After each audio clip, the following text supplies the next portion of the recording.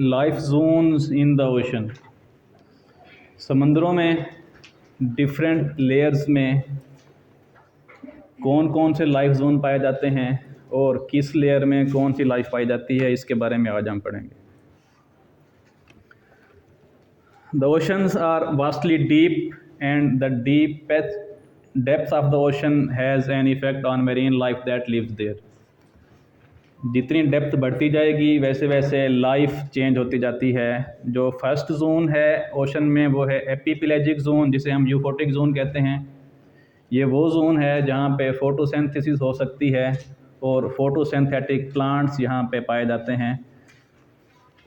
ये वाला जोन अगर आपको यहाँ पे नज़र आ रहा हो, जो सबसे अपर जोन है ये है एपीपेलेजिक जोन। मैक्सिमम प्लांट लाइफ और मेरीन एनिमल्स की लाइफ यहाँ पे पाई जाती है एपीपेलेजिक जोन में। उसके बाद का जो जोन है वो मीज़ोपेलेजिक जोन है, जिसको हम डिस्फोटिक जोन भी कहते हैं। इसमें लाइट पेनिट्रेट होती है लेकिन उतनी पेनिट्रेट नहीं होती जितनी एपीपेलेजिक जोन में पेनिट्रेट होती है। वहाँ से जो फ़िल्टर होके आएगी प्राइमरी प्रोडक्शन से, जो वहाँ पे फोटोसिंथेसिस से क्या कहते हैं फाइटोप्लैंक्टन्स हैं, जू प्लैंक्टन हैं, और जो टर्बिडिटी है वाटर में उससे जो फ़िल्टर होके आएगी वो इस जोन में आती है, मीज़ोपेलेजिक जोन में। ये वाला जोन जी, इसमें कंपैरेटिवली जो लाइफ है, जो डाइवर्सिटी है वो कम है एपीपेलेजिक जोन से। नेक्स्ट हमारे पास है बेथीपेलेजिक zone. This is the lowest level on the continental shelf, also called aphotic zone, because it receives no light at all. इस जोन में बिल्कुल भी लाइट नहीं जाती, इसलिए वहाँ पे जो प्लांट या ऐसे ऑर्गेनिज्म जिसमें फोटोसिंथेसिस हो सकती है वो यहाँ पे नहीं पाए जाते। जो फूड इस जोन में है वो बेसिकली डेड मटेरियल है, जो ऊपर से मीज़ोपेलेजिक जोन में या एपीपेलेजिक जोन में जो ऑर्गेनिज्म फूड कंज्यूम करते हैं, जो रिमेनिंग पार्ट डीप सी में जाता है, सी के फ्लोर में जाता है, वो रास्ते में जो इस जोन में बेथीपेलेजिक जोन में लाइफ है उस प्रोडक्ट को, उस रिमेनिंग चीज़ को ये खाते हैं। नेक्स्ट आता है जी ये एबिसोपेलेजिक जोन। बेथीपेलेजिक जोन यहाँ पे है जिसमें स्पर्म वेल्स भी पाए जाते हैं, और उसके नीचे है एबिसोपेलेजिक जोन, ये वाला एरिया, ये भी एफोटिक है। Largest layer of the ocean, ocean में सबसे ज़्यादा जो लेयर है, जो उसका सरफेस एरिया है, वो इस जोन में पाया जाता है। It is completely dark and the oxygen concentration is very low. This zone, इसमें जो प्रेशर है वो एक्सट्रीम होता है, टेम्परेचर वेरी लो होता है, तकरीबन इक्विवेलेंट टू ज़ीरो। यूजुअली हम कहते हैं कि 2 डिग्री तक है इस जोन में, 0 से ऊपर 1 से 2 डिग्री के बीच में पूरी दुनिया में जो ये जोन होगा जिस भी ओशन में, वहाँ पे टेम्परेचर इतना होगा। No light penetration yet it support some of the strangest creature that live in this environment. Light ना होने के बावजूद भी, ज़्यादा प्रेशर होने के बावजूद और कम फूड की अवेलेबिलिटी के बावजूद, लो वाटर टेम्परेचर के बावजूद भी यहाँ पे लाइफ पाई जाती है। और वो लाइफ अगर इस जोन से इससे ऊपर वाले जोन में लेके आई जाए तो प्रेशर लो होने की वजह से वो वहाँ पे मर जाती है, मर सकती है।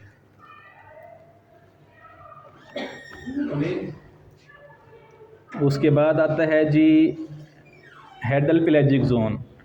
This is zone in Mariana trench and other trenches, जो समंदर में नीचे उसकी बॉटम के ऊपर ट्रेंचेस हैं। It shares the same characteristics as abyssal zone except it is even deeper. जो एबिसोपेलेजिक जोन है ये वाला, इसके फीचर्स और हेडल पेलेजिक जोन के फीचर्स तकरीबन सेम हैं, लेकिन इस जोन की जो डेप्थ है वो मज़ीद डीप है। जैसे आप इस फिगर में देख रहे हैं कि सी के फ्लोर के ऊपर ये ट्रेंच है, और इस तरह के ट्रेंच जहाँ पे हैं हम उनको क्या कहते हैं, हीडोप्लेजिक जोन्स।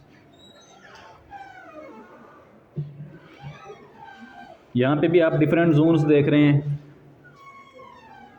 जिसमें लिटोरल है, सब ट्रॉपिकल है, बेथल जोन है, एबिसल जोन है, हेडल जोन है, और जो लास्ट में हमने देखे वो वाला है। टेम्परेचर जोन्स, टेम्परेचर के हवाले से हम 3 में समंदर की लेयर्स को जोनेशन करते हैं। Surface zone, the surface zone is warm, top layer of oxygen water, ocean water. Sunlight heats up top 100 metre of the surface zone, surface contents 6 mix the heated water with cooler water below. जो इस zone में water है वो नीचे वाले water से mix up होता रहता है, और जो न्यूट्रिशन का साइकिल है नीचे वाले जोन में यहाँ से ट्रांसफ़र होता है। नेक्स्ट जोन है जी thermocline water. Water temperature in this zone drops faster and increase depth than it does in the 2 other zones. यहाँ पे जो वाटर का टेम्परेचर है उसमें वेरिएशन फ्रीक्वेंट होती है। अगर उसने ड्रॉप होना है तो नाइट टाइम पे तो वो जल्दी ड्रॉप होगा, अगर डे टाइम पे उसने इंक्रीज़ होना है तो वो जल्दी इंक्रीज़ होगा, जस्ट बिकॉज ऊपर से टेम्परेचर का जो प्रेशर है और नीचे से जो प्रेशर है वो डिफरेंट डे टाइम में या नाइट टाइम में वो डिफरेंट होता है। उसके बाद डीप जोन है। This bottom layer extends from base of the thermocline to the bottom of the ocean. The temperature in this zone average is 2 degree. जैसे मैंने बताया है कि तकरीबन 2 डिग्री के आसपास पूरी दुनिया में इस जोन का टेम्परेचर होता है, और ये जोन 700 से लेके 1200 मीटर डीप है। 700 से नीचे जितना भी एरिया है, डेप्थ है ओशन में, वो इस जोन में आती है। डीपेस्ट जो पॉइंट है ओशन में वो माउंट एवरेस्ट से ज़्यादा डीप है, तकरीबन 11 kilometre deep.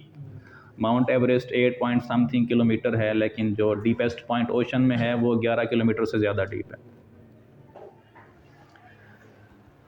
Open sea and ocean floor host a variety of species. उन स्पीशीज़ में जो जिससे हमने उसको पहले आपको मैंने बताया है कि डिफरेंट वर्टिकल जोन में डिवाइड किया हुआ है। जो यूफोटिक जोन है उसमें फाइटोप्लैंक्टन, इसमें न्यूट्रिएंट्स लेवल्स लो हैं, डिज़ॉल्व्ड ऑक्सीजन लेवल्स हाई हैं, जिसकी वजह से वहाँ पे जो प्राइमरी प्रोडक्टिविटी है वो इंक्रीज़ होती है। बेथल जोन है, इसमें लाइट डिम है as compare to euphotic zone, और जू प्लैंक्टन और स्मॉल फिश यहाँ पे पाई जाती है। एबेसल जोन में डार्क है और कोल्ड है, लाइट की पेनिट्रेशन नहीं है, और जो टेम्परेचर है वो ज़्यादा कोल्ड है। हाई लेवल्स ऑफ न्यूट्रिएंट्स, क्योंकि ऊपर से जो चीज़ कंज्यूम हुई है उसकी जो रिमेनिंग बॉडी है वो नीचे बेस पे जाती है। Little dissolved oxygen, deposit feeders, filter feeders, यहाँ पे जो लाइफ पाई जाती है वो या डिपॉजिट्स पे फीड करेगी या जो वाटर को फिल्टर करते हैं उस पे वो फीड करेगी। Upwelling brings nutrients to euphotic zone. जो अपवेलिंग है ओशंस में जो वेलिंग होती है तो वो इस जोन की न्यूट्रिशन को ऊपर के यूफोटिक जोन में लेके आती है। No primary productivity in this zone, यहाँ पे भी कोई भी प्लांट या फोटोसिंथेटिक ऑर्गेनिज्म नहीं पाया जाता। नेक्स्ट जी, how have human activities affected marine ecosystems. इंसानों ने मेरीन इन्वायरमेंट्स को कैसे मॉडिफाई किया है उनकी प्रोडक्टिविटी बढ़ाने के लिए या कम करने के लिए या उनसे इकोनॉमिक बेनिफिट्स लेने के लिए। बेसिकली जो अंडरस्टूड बात है वो ये है कि human activities threaten aquatic biodiversity. इंसान ने जो भी काम किया है एक्वेटिक एनवायरनमेंट में, चाहे वो मेरीन है या फ्रेश वाटर है, उससे बायोडाइवर्सिटी को थ्रेट हुआ है, उसको किसी न किसी वजह से डिक्लाइन का सामना करना पड़ा है। And disrupt ecological and economic services provided by salt water systems. और ह्यूमन एक्टिविटीज़ की वजह से ही जो इकोनॉमिक सर्विसेज हैं जो सॉल्ट वाटर प्रोवाइड कर सकता है, या जो इकोलॉजिकल सर्विसेज हैं सॉल्ट वाटर प्रोवाइड करता है, वो भी डिसरप्ट हुई हैं। जिसमें फर्स्ट एग्जांपल है कोस्टल डेवलपमेंट्स। हमने कोस्टल एरियाज़ को ऐसे डेवलप कर लिया है क्योंकि पहले यहाँ पे अनडेवलप्ड कोस्टल लाइंस थी, शोर लाइंस थी, लेकिन अब वहाँ पे डेवलप्ड हैं।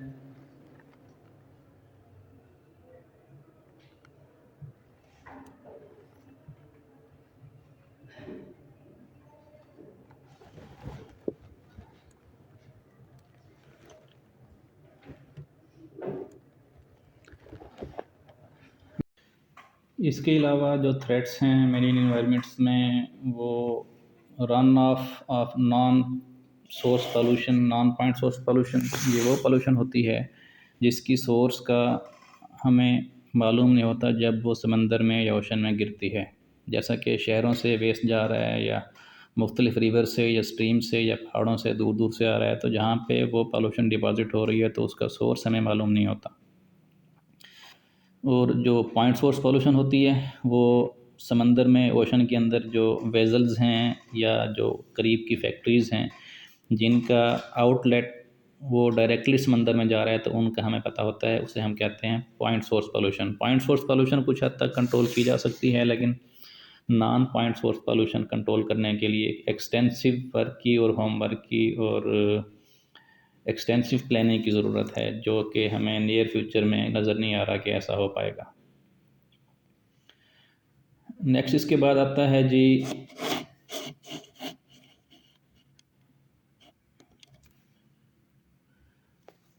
Over fishing and use of fishing trollers,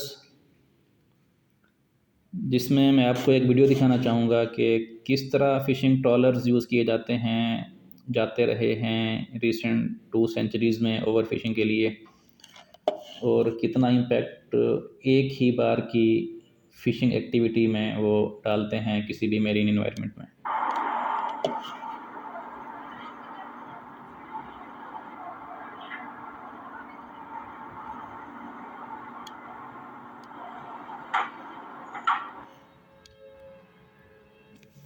जैसा कि आप यहाँ पे देख रहे हैं कि एक बहुत बड़ा जाल बेजल की तरह का समंदर में फेंका जा रहा है, जिससे ये पूरी की पूरी जो वेज़ल है, जो शिप है, समंदर से फ़िश कैच करेगी।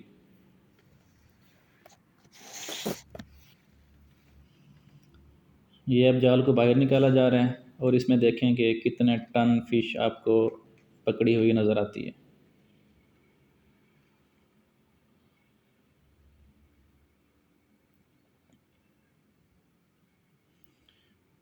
इस फ़िश कैचिंग का जो एक और इम्पैक्ट पड़ता है मैरीन एनवायरनमेंट में, वो कितनी प्रोड्यूस हो रही है पर यूनिट टाइम में और कितनी वहाँ से निकाली जा रही है, ये भी अंदाज़ा लगाना मुश्किल होता है, क्योंकि कौन सी स्पीशीज़ की कितनी पॉपुलेशन है मेरीन एनवायरनमेंट में और उसमें मेल फीमेल रेशो क्या है और पॉपुलेशन की डायनामिक्स क्या हैं, इतनी एक्यूरेटली अभी हमें पता नहीं है, जिससे हम इस फ़िश की जो सस्टेनेबल हार्वेस्टिंग है वो इंश्योर कर सकें।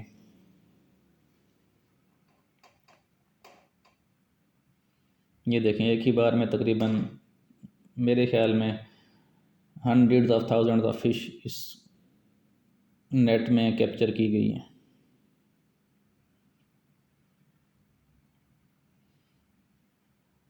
ये इतनी स्पेशलाइज्ड वेसल्स हैं कि यहाँ पे ये जो फ़िश बाहर निकाल रहे हैं, ये हो सकता है कि प्रोटेक्टेड फ़िश हो जो कि आइडेंटिफाई हो रही है, और उसे या इनमें से कुछ ऐसी होंगी जो फीमेल फ़िश हों जिन्होंने इस सीज़न में एग लेइंग करनी हो। तो एडवांस कंट्रीज़ में तो ऐसे हो रहा है कि वो उसको आइडेंटिफाई करके वापस रिलीज़ कर देते हैं, लेकिन हमारी तरह की कंट्रीज़ में कभी भी ऐसा नहीं किया जाता।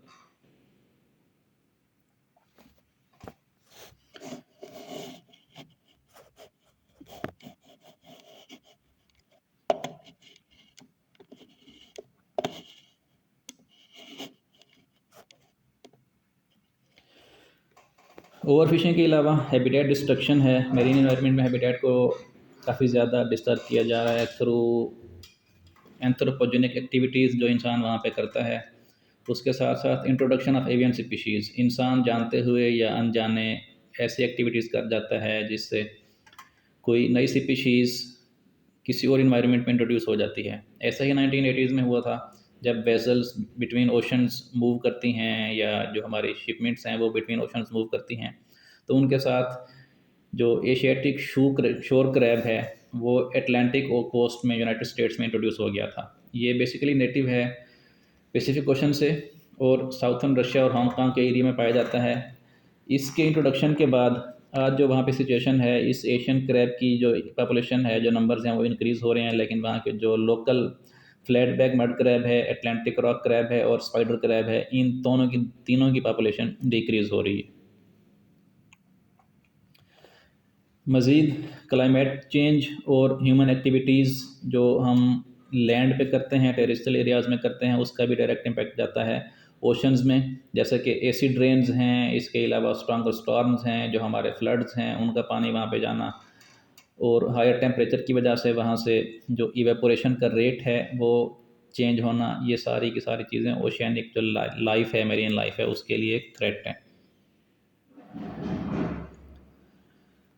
पोल्यूशन एक और है, जैसे कि मैंने पहले बताया है कि पॉइंट सोर्स पोल्यूशन और नॉन पॉइंट सोर्स पोल्यूशन जो है, उसमें जो प्लास्टिक मटेरियल है वो फ़िश के लिए डायरेक्टली, और जो हमारे अलगल ब्लूम्स हैं या जो हमारी मेरीन में फोटोसिंथेटिक लाइफ है, जो ऑर्गेनिजम्स हैं, उनके लिए बहुत ज़्यादा ख़तरात लाक हो चुके हैं, क्योंकि प्लास्टिक जो ओशन की सरफेस है वो कवर कर लेता है और नीचे लाइट पेनिट्रेट नहीं हो पाती, जिसकी वजह से वहाँ पे अल्कल ब्लूम्स या फाइटोप्लैंक्टन्स वगैरह वहाँ पे क्रिएट या पैदा नहीं हो पाते। इसके साथ साथ उन एरियाज़ में जहाँ पे माइग्रेटरी बर्ड्स आती हैं, तो ये प्लास्टिक वो माइग्रेटरी बर्ड्स या तो डायरेक्टली कंज्यूम कर लेती हैं उसको अपना फूड सोर्स समझते हुए, या जिस तरह इस पिक्चर में आप देख रहे हैं कि एक जो वाइट स्टॉर्क है वो कम्प्लीटली कवर्ड है किसी शापर बैग में, तो ऐसे वो फ्लाई भी नहीं कर सकेगा और वो कितने दिन तक इसके साथ ज़िंदा रहेगा। तो ये भी एक थ्रेट होता है जो पॉल्यूशन है मेरीन इन्वायरमेंट में। मेरीन के अलावा हमारे पास जो फ्रेश वाटर्स हैं इकोसिस्टम्स, वो क्यों इंपॉर्टेंट हैं? वो इसलिए हैं कि ये major ecological and economic services provide करते हैं, और वो सर्विसेज जो हैं वो इरिप्लेसेबल हैं, वो रिजर्वायर इरिप्लेसेबल हैं, वो बायोडाइवर्सिटी भी इरिप्लेसेबल है, क्योंकि वो किसी और जगह पे जो फ्रेश वाटर की डाइवर्सिटी है, जो फ़िश है, वो किसी और जगह सर्वाइव नहीं कर पाती। हमारे पास फ्रेश वाटर के जो रिसोर्सेज हैं वो स्टैंडिंग में बॉडीज़ जो वाटर की हैं वो लेक्स हैं, पॉन्ड्स हैं, इनलैंड वेटलैंड्स हैं, और जो फ्लोइंग वाटर है वो हमारे पास स्ट्रीम्स हैं और रिवर्स हैं। फ्रेश वाटर में हमारे पास यहाँ पे 4 लाइफ जोन्स हैं जिसमें लाइफ पाई जाती है। इसमें फर्स्ट जो जोन है वो डेप्थ बेस है और डिस्टेंस बेस है, बाकी 3 भी डेप्थ और डिस्टेंस बेस ही हैं।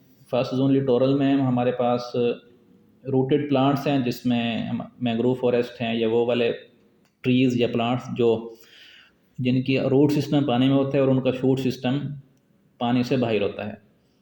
इसके अलावा जो स्पीशीज़ हैं उसमें हमारे पास मैक्सिमम टर्टल जहाँ मिलते हैं, फ्रॉग्स मिलती हैं, एम्फीबियंस, ग्रे फिश है, और अदर जो फ्रेश वाटर फिश है वो यहाँ पे ज़्यादा मकदार में पाई जाती है। ये मैंने आपको दिखाने के लिए शो किया था कि शायद आप में से किसी बच्चे ने क्रेफिश ना देखी हो, तो ये क्रेफिश होती है और ये बहुत ही ज़्यादा टेस्टी होती है। नेक्स्ट इसमें आता है लिम्नेटिक जोन।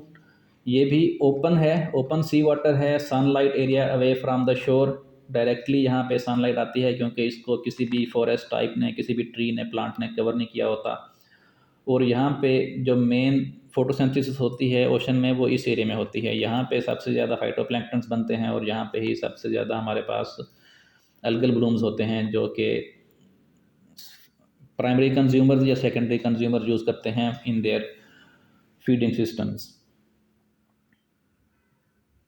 उसके बाद प्रोफंडल जोन है जिसमें हमारे पास डीप वाटर है, जो कि just below the limnetic zone होता है। इन ओपन वाटर्स जो हमारे पास फ्रेश वाटर्स हैं, चाहे वो लेक्स हैं या वो हमारे पास रिवर्स हैं। Deep water too dark for photosynthesis, यहाँ पे ड्यू टू टर्बिडिटी और ड्यू टू अल्गल ब्लूम्स और वो फाइटोप्लैंक्टन्स, लाइट ज़्यादा डीप पेनिट्रेट नहीं कर पाती, और उसकी वजह से वहाँ पे ऑक्सीजन लेवल्स भी कम होते हैं और जो फ़िश की वैरायटी है, जो डाइवर्सिटी है, वो भी कम होती है। उसके साथ ही नीचे ग्राउंड के साथ साथ जो एरिया है उसको हम कहते हैं बेंथिक जोन, जिसमें हमारे पास डिकम्पोजर्स होते हैं, डेट्राइटस फीडर्स होते हैं। कुछ फ़िश है जो उन डिकम्पोजर्स पे या डेट्राइटस पे फीड करती है, और दूसरा जो यहाँ पे लाइफ है वो नरिश होती है डेड मैटर से, जो डेड मैटर वहाँ पे डिपॉजिट होती है। आज के लिए इतना ही। तो नेक्स्ट लेक्चर में इंशाल्लाह हम मज़ीद देखेंगे कि लेक्स की टाइप्स कौन सी हैं और हमारे पास पाकिस्तान में या दुनिया में कौन सी लेक कहाँ पाई जाती है। शुक्रिया।